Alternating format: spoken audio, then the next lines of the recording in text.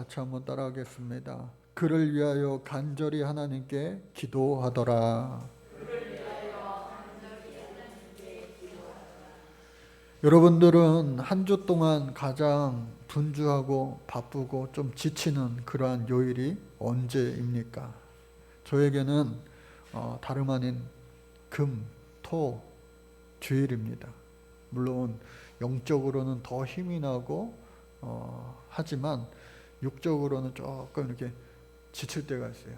그래서 토요일 날 아침에는요, 좀 이렇게 침대에서 머무르는 시간이 길기도 해요.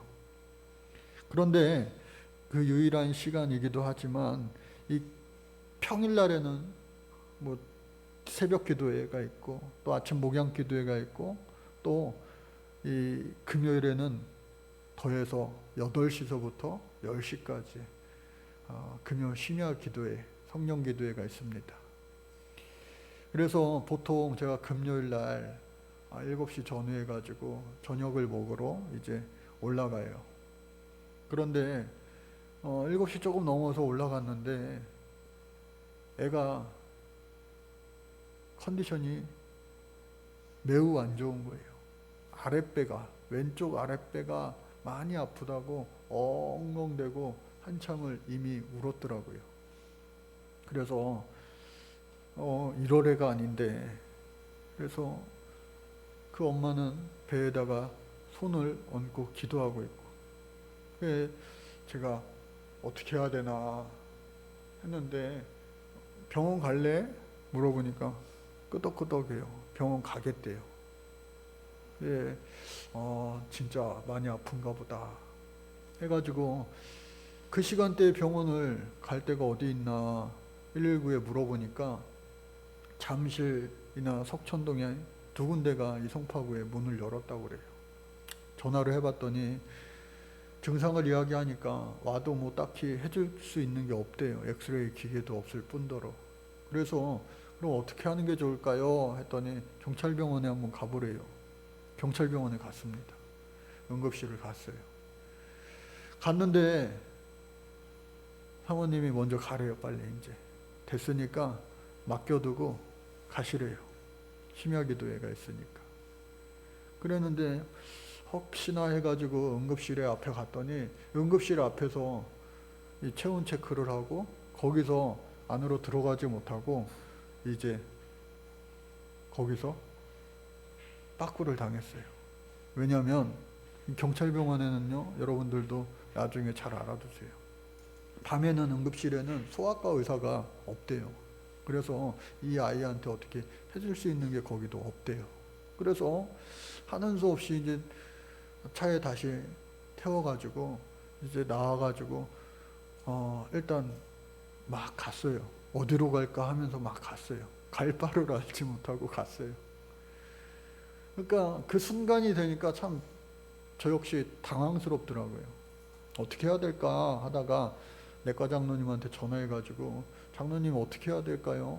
어디 병원으로 갈까요? 그랬더니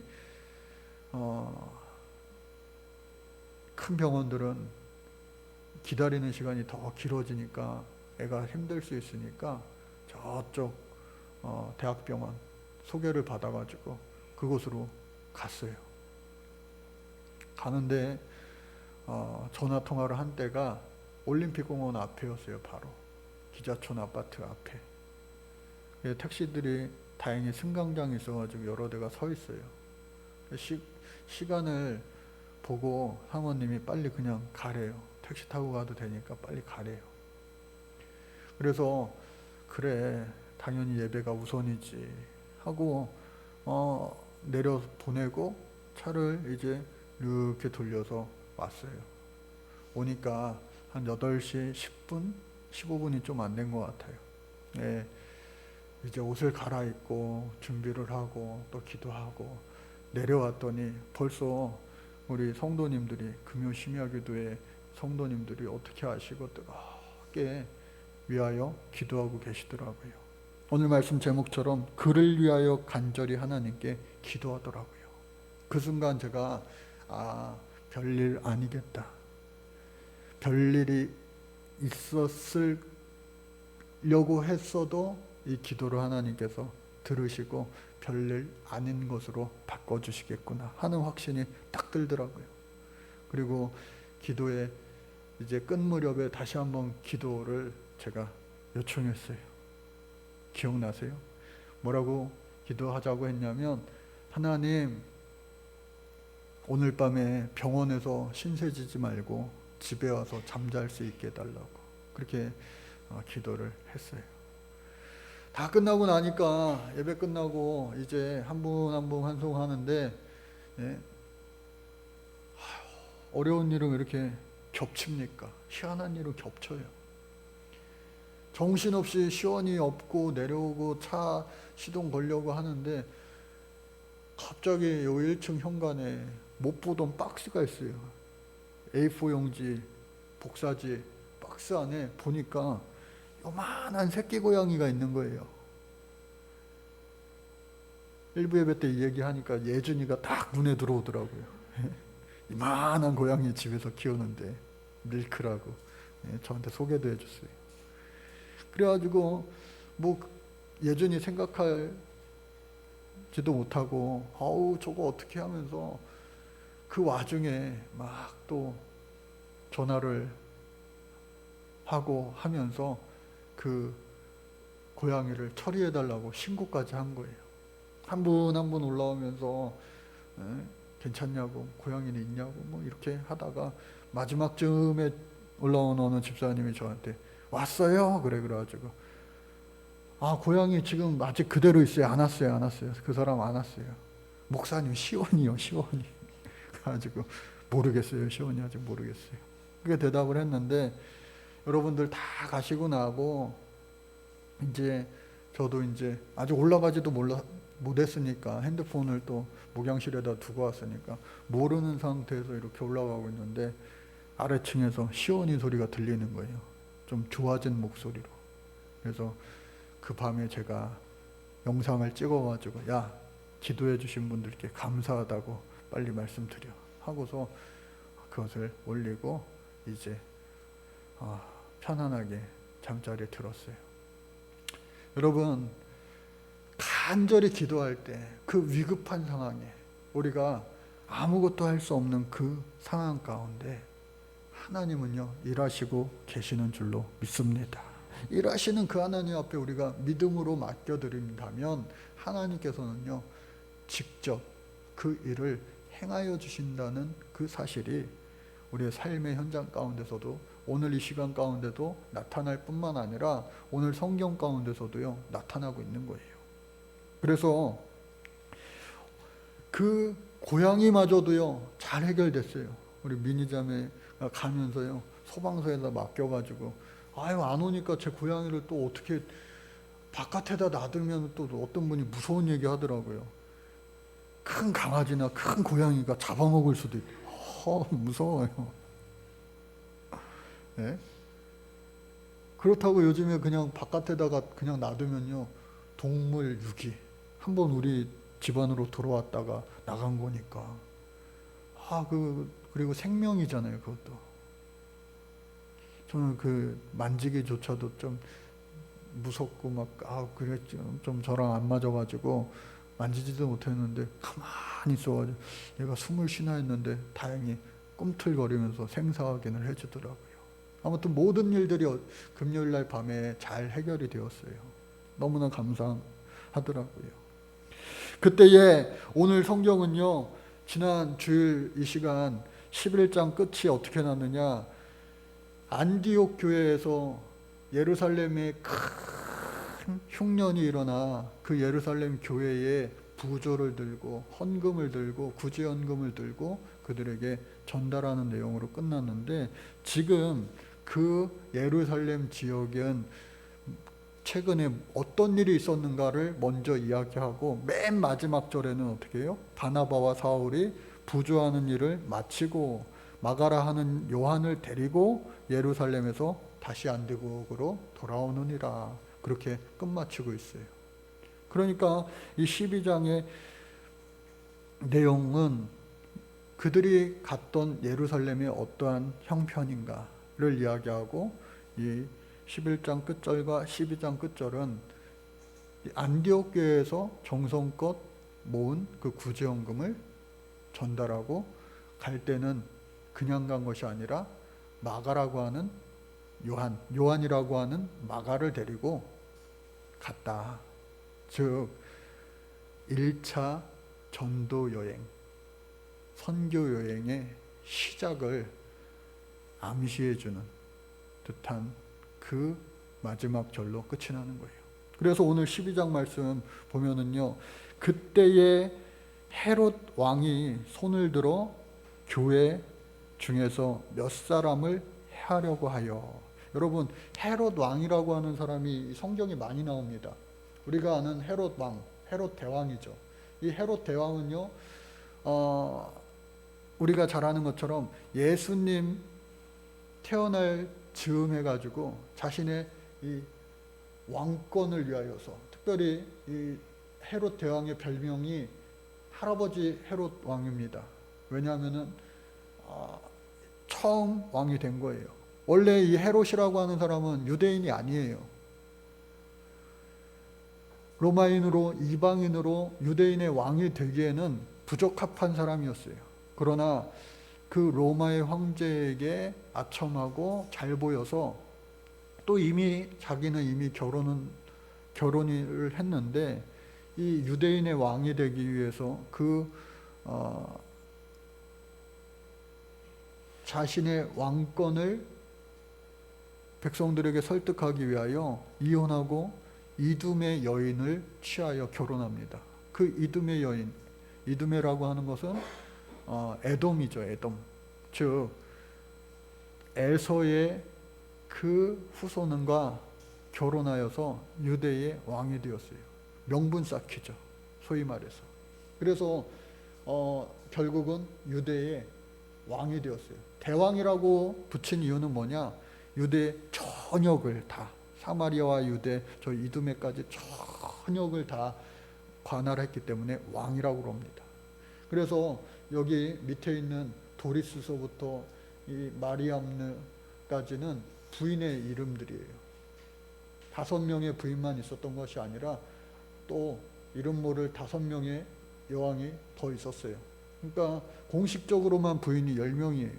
그런데 오늘 12장 1절에 나오는 이 헤롯, 모든 헤롯 자손의 이름을 다 헤롯이라고 성경에서는 표현했어요. 그러니까 헤롯은 뭐 이렇게 사람이 막 몇십 년이 흘렸는데도 죽지도 않고 얘는 계속 왕만 하고 이거 뭐야 헷갈릴 수도 있는데, 그것이 아니라 오늘 우리가 나오는 사도행전 12장에 나오는 헤롯은 헤롯 아그리파 1세로서 헤롯 왕의 손자에 해당됩니다. 손자. 아버지는 아리스토블루스라고 하는. 그래서 이 유대의 왕이 헤롯 왕이 되는데, 할아버지 헤롯 대왕과는 달라요.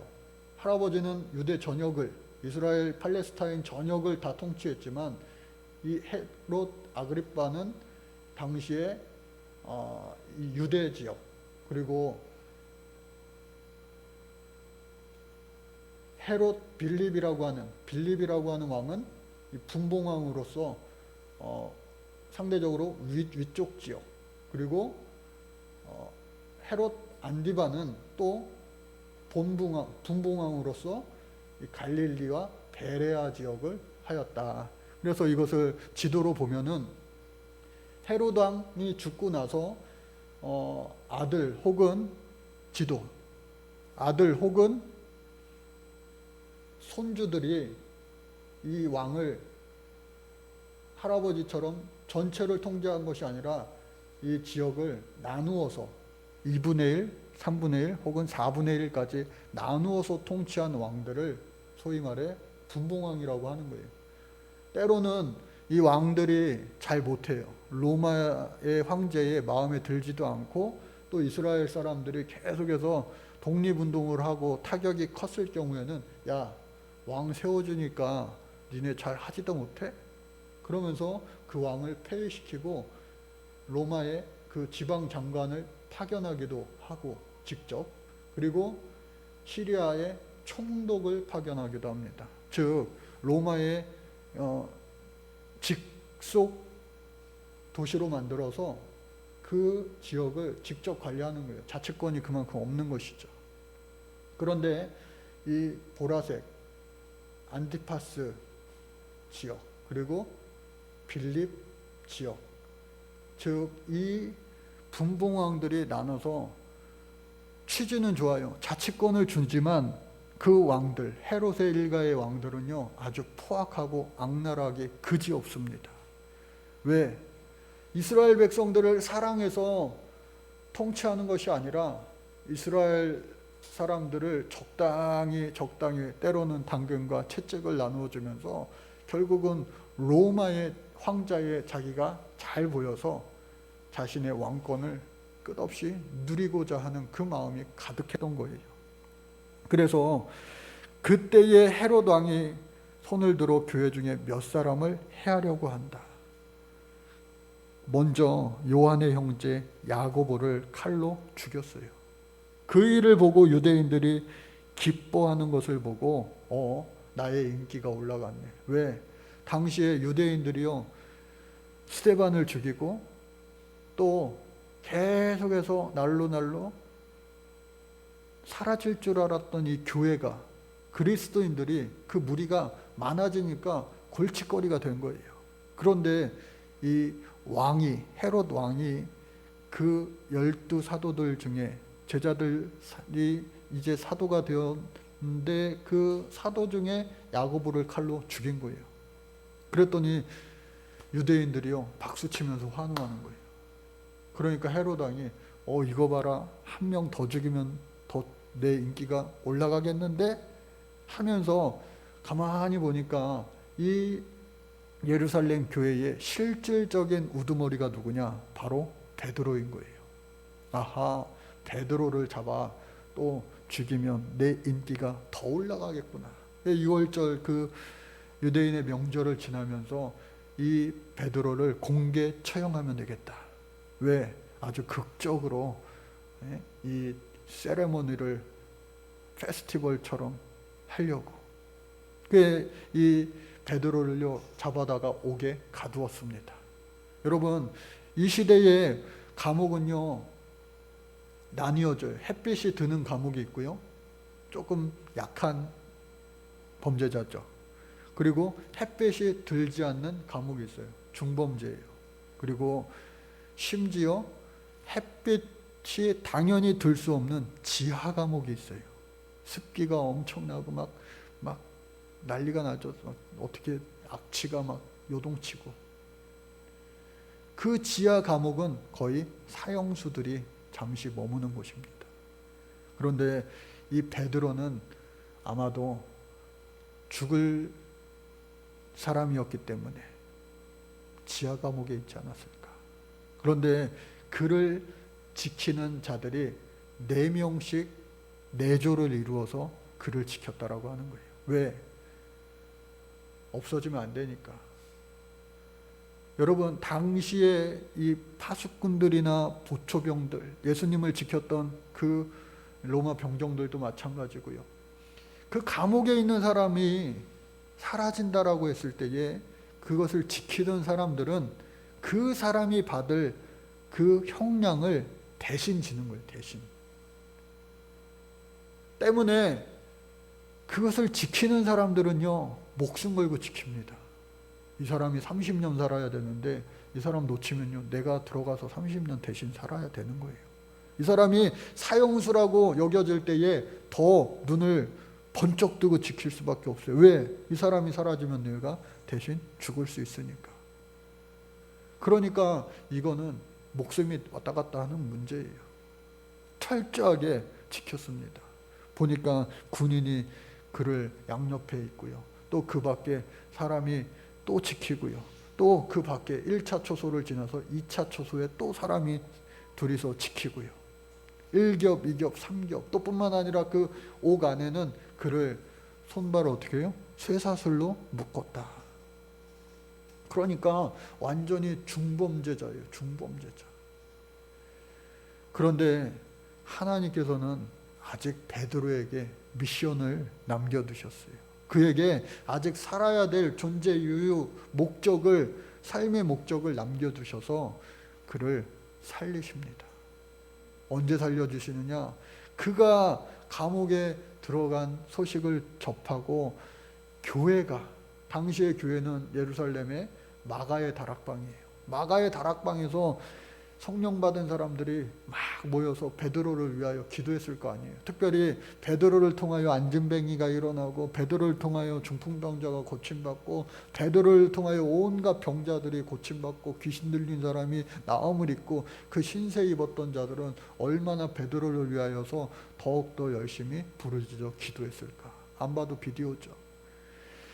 야밤에 갇혀서 며칠 후면 자기가 이 유월절 절기가 끝나고 나면 죽을 것을 뻔히 아는 이 베드로는요, 잠이 안 올 텐데 성경에 보니까 깊게 잠들었어요. 어떤 사람은요, 참 잠잘 수 없는 가운데 잠 잘 자요. 팔자도 좋다. 밥이 넘어가냐? 그 상황 가운데 밥이 넘어가냐? 다 먹으려고 하는 건데 무슨 일이 있어도 먹는 건 빠지지 않는 분들도 있어요. 어떻게 보면요, 그게 또 축복이에요. 여러분, 잠을 잘 이루시기를 주의 이름으로 축복합니다.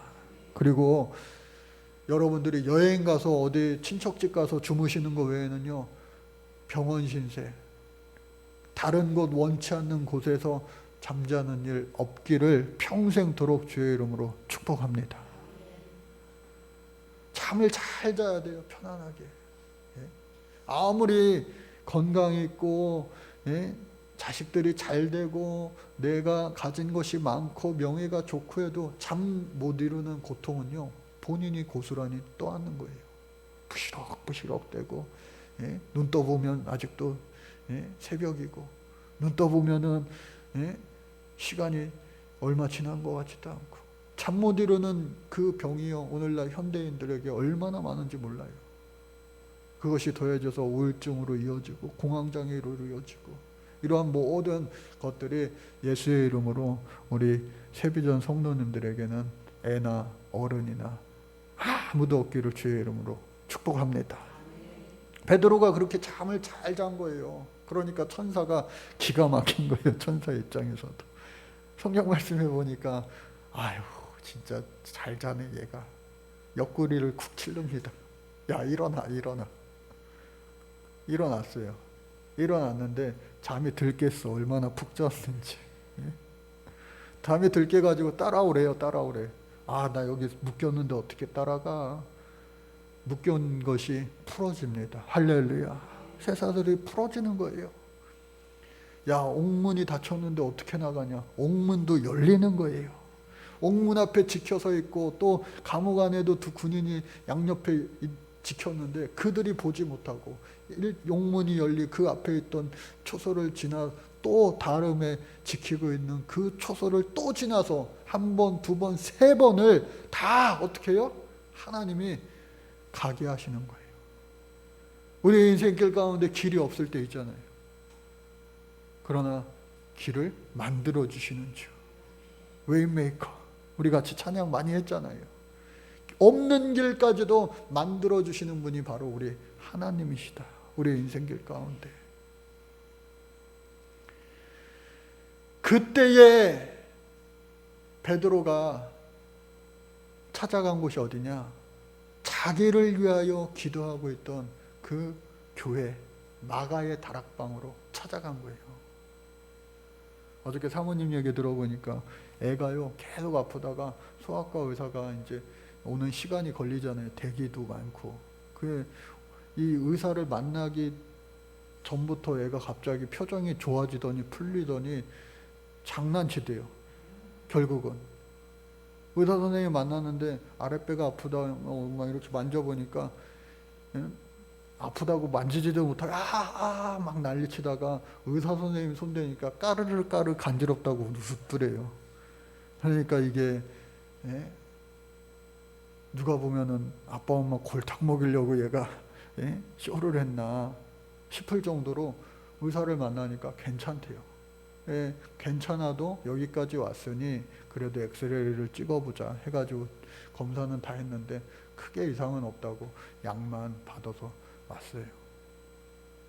우리가 기도할 때에 그때에 하나님께서는요 역사하시는 줄로 믿습니다. 그때에 하나님은요 어루만져 주시고 고쳐 주시고 우리의 없던 길을 만들어 주시는 줄로 믿습니다. 그래서 이 베드로가요 그들에게 기쁜 소식을 전하려고 나 풀려났다 문 두들렸는데 로데라고 하는 아이가 여자 어린아이가 문을 열어서 베드로 사도가 오셨다고 풀려났다고 우리가 지금 며칠 동안 막 뜨겁게 작정 기도했는데 그분이 오셨다고 어른들한테 얘기하니까 안 믿어요. 야 진짜 왔다면 그분이 그 천사겠다. 유명한 어떤 이야기 있죠. 시골의 어떤 교회에서 비가 안 와가지고 비 오게 해달라고 농사 다 망치니까 비 오게 해달라고 동네 사람들 애어른할 것 없이 교회에 모여가지고 다 비 올 때까지 기도하자고 그랬는데 비가 온 거예요. 그래가지고 이제 목사님이 감사기도 하고 여러분들 이제 빨리 가서 농사 준비하시고 빨리 가서 이제 준비들 하시라고. 근데 아무도 집에 못 가는 거예요. 왜요? 우산이 없으니까. 근데 그 동네 어린아이 한 명만이 우산을 쓰고 장화를 신고 와서 비에 젖지 않고 집에 갈 수 있었다는 이야기예요. 왜? 순수한 믿음이 있었으니까. 목사님이 우리 비 올 때까지 기도합시다. 그러니까 당연히 집에 갈 땐 비 올 줄 알고 우산과 장화를 준비한 거예요. 그 어린아이 하나만이. 우리의 믿음이요 그 어린아이와 같은 믿음, 순수한 믿음 되기를 수 있기를 간절히 바랍니다. 그래서 그 로데라고 하는 이야기의 아이를 듣지 않고 나중에 계속 문 두들기니까 눈으로 봐야만 믿게 된 거예요. 진짜 베드로가 오셨네. 베드로가 그들에게 나의 생사를 알리고 나의 풀림을 간증하고 떠납니다. 왜? 이곳에 있으면 또 붙잡힐 거니까. 이후에 사도행전에서 그가 어느 곳으로 갔는지는 나와 있지 않아요. 소위 말해 베드로가 잠수 탔다, 잠적했다 라고 신학자들은 평하기도 합니다. 어떤 신학자들은 그가 로마로 갔을 것이다. 왜? 로마의 성 베드로 성당 바티칸에 초대 이 교황이 되었으니까 로마에 가서 전도했을 것이다. 그런 이야기도 있고요. 또 어떤 사람은 가이사라로 갔을 것이다. 거기는 조금 더 안전할 수 있으니까. 하여튼 어디로 갔는지는 다 설이에요. 설. 그러나 우리가 분명히 알고 있는 것은 뭐예요? 베드로가요 복음을 계속해서 전하다가 훗날 붙잡혀가지고 십자가에 달려 죽을 때에 뭐라고 했어요? 나는 예수님과 같이 똑같이 멀쩡하게 십자가에 달려 죽을 수 없는 죄인입니다. 거꾸로 십자가에 나는 거꾸로 매달려 죽기를 원한다고 해서 거꾸로 순교했다라고 하는 이야기가 있는데 그것이 거의 정설로 받아들여집니다. 그에게 생명을 연장시켜 주신 하나님의 이유와 목적이 분명히 있어요. 베드로를 통하여 더욱더 하시고자 하는 일들을 하나님은 남겨두셨기 때문에 그 일을 다 할 수 있게 해주신 거예요. 그리고 나서 이제 난리가 났죠. 해가 뜨고 베드로가 없어진 거예요. 감옥에. 아니나 다를까 지키고 있던 사람을 다 어떻게 해요? 죽였어요. 왜? 사형수였으니까 그는. 그에 합당한 똑같은 것을 그 보초 서는 자들에게 똑같이 하면 다 죽였어요. 그리고 나서 헤롯이 어떻게 했느냐 보니까 그를 찾아도 보지 못하며 파수꾼들을 신문하고 죽이라 명하니라. 헤롯이 유대를 떠나 가이사랴로 내려가서 머무니라. 그 난리를 쳐놓고서 자기는요 이렇게 좀 가이사랴로 휴가 갔어요. 휴가. 이만큼 했으면 됐다. 에라 모르겠다 하면서 휴가 갔어요. 이 가이사랴에는요 이 헤롯 왕들이 이스라엘 백성들에게도 잘 보이려고 이 할아버지 헤롯이 성전을 지어서 얼마나 이전 것보다 더 잘 지었는지 몰라요. 건축물은 하여튼 많이 남겼어요. 그리고 이 헤롯도 마찬가지로 이 가이사랴에 로마인들이 항구니까 왔을 때에 그들이 좋아하는 오락 문화를 위해서 원형 경기장을 만들었습니다. 우리가 콜로세움은 가도 그 안에는 잘 못 들어가는데 사진으로 이렇게 다 볼 수가 있어요. 원형 경기장. 그리고 다음 그 하늘에서 본 사진을 보면은 이 지중해 해변이 있고요. 그리고 원형 경기장이 이렇게 있는 이 가이사랴 지역입니다. 언제쯤 우리 성도님들과 저는 여기에 갈 수 있을까? 성지순례. 예. 기회가 언젠가 열리게 될 줄로 믿습니다. 예. 같이 가시기 바랍니다. 그래서 이곳에서 가가지고 있는데 두로와 시돈 사람들이 헤롯을 만나러 옵니다. 두로와 시돈은요, 이 유대 북쪽, 서북쪽 지역에 있어가지고 농사짓기가 힘든 곳이었어요. 그러니까 옛날에 큰 흉년이 들어서 이스라엘 백성들이 다 굶어 죽게 생겼을 때 먼저 애굽으로 가서 총리가 된 그 요셉에게 형제들이 와서 식량을 구하였던 것처럼 이 두로와 시돈 사람이요, 헤롯 왕에게 와서 식량을 구합니다. 수출 금지령을 풀어주세요. 아부합니다. 헤롯 왕이요, 얼마나 이 교만한 그 가문인지 몰라요. 로마한테는 힘 있는 자들에게는 아첨하고 이 이스라엘 백성은 막 옥죄고. 그래서 그 헤롯 왕이 왕의 옷을 입고, 왕이죠. 그러나 전체 왕도 아니고 또 로마 황제의 그냥 이스라엘의 허수아비 역할을 하는 왕이면서도 왕의 옷을 막 입고 막 거만을 떠는 거예요. 그러니까 어쩔 수 없이 그에게 잘 보여야지만 식량을 받아갈 수 있는 두로와 시돈 사람들이 어떻게 이야기했다고요? 이야, 이분의 연설은 신이십니다. 이것은 사람의 소리가 아닙니다. 이야, 왕이시여 하면서 막 칭송을 합니다. 여러분, 사도 바울도요, 여기저기 다니면서 야, 제우스 왕이다, 이 왕이다, 스스 왕이다. 바울과 바나바도 그와 같은 신이라는 칭호를 받았어요. 화를 내면서 우리는 당신과 똑같은 사람이라고, 성경을 지닌 사람이라고 하면서 신이라는 칭호를 거부했어요. 오늘날에도 여러분, 피아노 잘 치면 피아노 신이다. 공부 잘하면 공신이다, 공부신. 트로트 잘 부르면 트로트의 왕이다 넘어서 어떻게 해요? 트로트 신이다. 뭐든지 다 신이라고 갖다 붙여요. 오늘날에도. 이 당시에는요 더 했어요. 왜? 다신론 국가였기 때문에 사람들 중에서도 신이라고 붙였습니다. 실제로 이 헤롯 대왕이 예루살렘 성전만 지은 것이 아니라 이스라엘 백성들에게 인기 얻기 위해서 로마의 황제의, 살아있는 황제의 신전을 만들기도 했어요. 그러니까 딱 정답이 나오잖아요. 하나님을 위해서가 아니라 자기를 위해서. 황제의 신전도 짓고 하나님의 성전도 짓고. 가짜라는 거예요. 하나님이 그 일을 보시고 안 되겠다.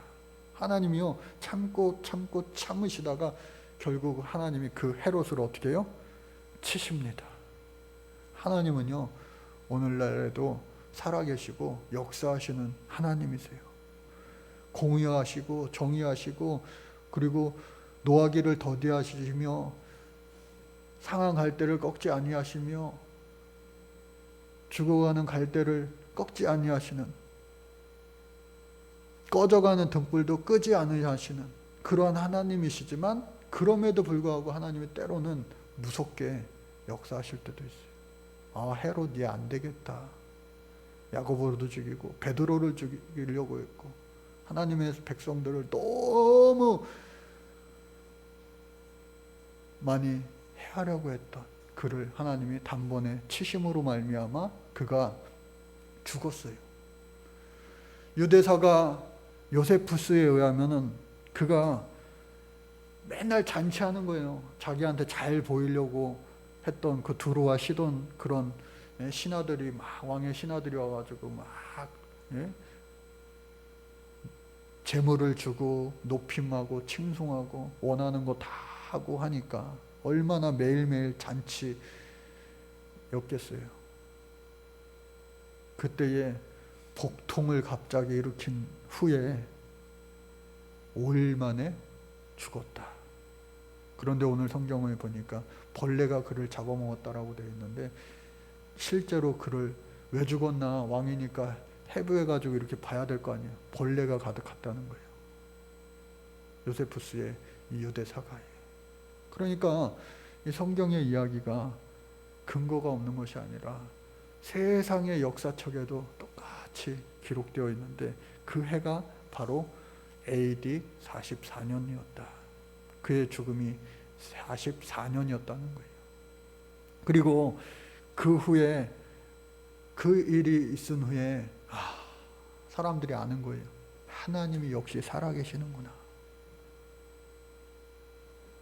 24절에 보니까 하나님의 말씀은 흥왕하여 더하더라. 예수 믿는 사람들을 그냥 다 죽이려고 했던 그 왕이 갑자기 급사한 거 아니겠냐고요. 급사. 5일 만에 죽었으니까. 멀쩡했던 사람이.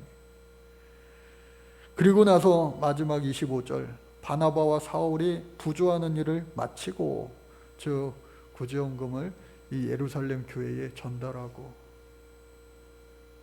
그리고 마가라고 하는 요한을 데리고, 아직 소년이죠, 이 아이를 데리고 예루살렘에서 안디옥으로 돌아와서 드디어 다음 주 13장부터는 어떻게 해요? 그 유명한 바울과 바나바의 세계 선교 1차 여행이 시작이 되는 거예요. 그래서 베드로는 어디 갔을까 궁금하기도 합니다. 참 그 베드로가 얼마나 외로운 길이었을까, 쓸쓸한 길이었을까. 그러나 하나님의 그 살아계심을 강력하게 다시 한번 체험하고 난 이후라 죽으면 죽으리라. 복음이 필요한 그곳을 향하여 그는 달려갔을 것이다 여겨지기도 합니다. 분명한 것은 오늘 말씀의 제목처럼 그를 위하여 간절히 하나님 앞에 기도할 때, 우리도 오늘 이 시대에 막 막혀 있어서 어떻게 앞이 깜깜해서 보이지 않아서, 특별히 우리 교회 수험생이 3명씩이나 있는데 이제 이런 시대에 어떻게 수능을 어떻게 봐야 되나. 그러나 우리가 중보기도하며 하나님 앞에 기도할 때에 그들이 자신 스스로가 돌릴 수 없는 그 소년 다윗이 돌렸던 물매를 하나님 앞에 구하며 하나님 앞에 용기를, 지혜를 구할 때에 하나님께서는 그들에게 주신 영적인 물매, 그들만에게 주신 특별한 은사와 달란트를 통하여 이 세상이라고 하는 골리앗, 우리가 도저히 넘볼 수 없는 영적인 골리앗이 우리 안에, 우리 세상 사람 가운데 얼마나 많아요. 학생들은 시험과 끝없는 경쟁과, 어른 돼서도 직장 안에서 얼마나 경쟁이 치열합니까? 사회에서 오히려 학생 때가 좋아. 끝없는 그 골리앗이 있지 않습니까?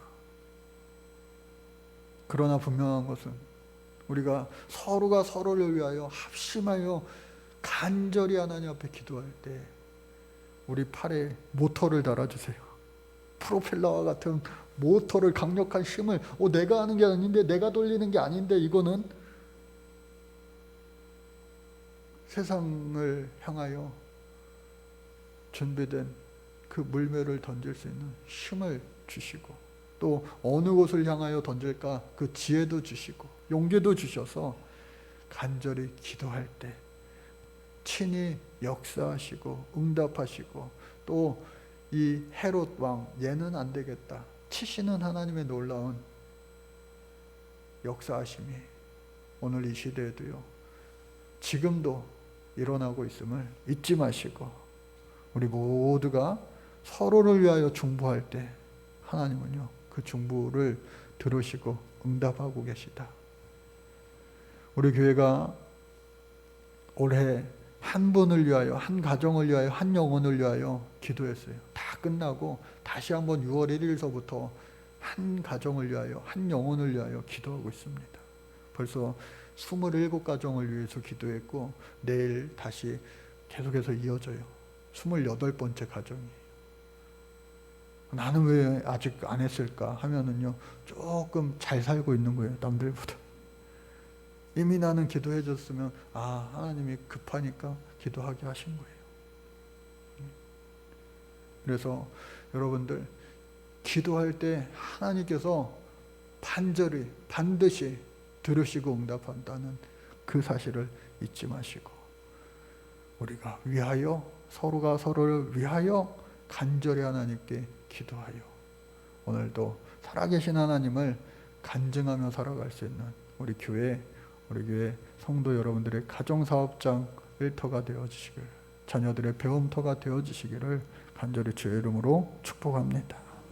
감사합니다. 주님, 우리들 모두가 살아계신 하나님 앞에 간절히 기도하여 하나님의 일하심과 능하심을 체험하며 간증케 도와 주옵소서.